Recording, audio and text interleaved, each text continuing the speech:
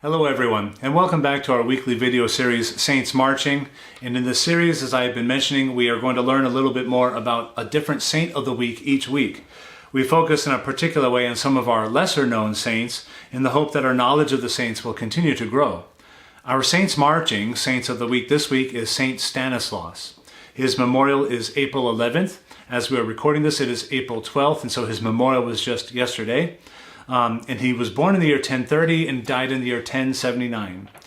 Now, St. Stanislaus was born in a small village in modern-day Poland, and he was the only son of a noble and pious couple, noble in terms of their character, not so much of their social class, although his father was a merchant. In any event, he was educated at the cathedral school of their diocese in what was, at that time, the capital city of their kingdom. And after this, after his primary studies, he would go on to Paris, and there he studied his philosophy and his theology in preparation for the priesthood.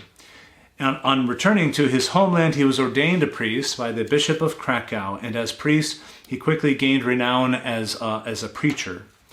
After the death of his bishop in Krakow, he was actually named the new Bishop of Krakow, and in this capacity, he became a ducal advisor and had some influence on the kingdom politics. For example, the Duke whom he served, Stanislaus, was crowned king in the year 1076, and Stanislaus encouraged the king to establish Benedictine monasteries so as to help the spread of Christendom throughout the region, throughout that particular region of continental Europe.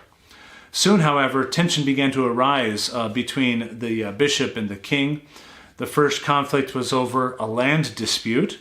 The dispute was between Stanislaus, who purchased some land for his diocese, and the family of the landowner.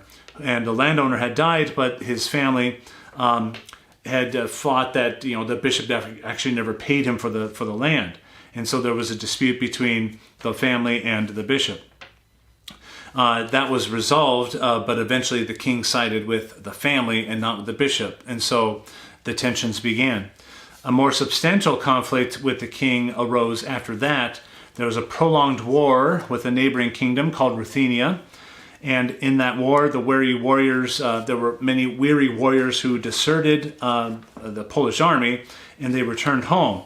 But upon their return home, they discovered that their lords, this is a feudal system, so their lords were taking over their estates and even their wives. So taking their wives as their own, concubines, as it were.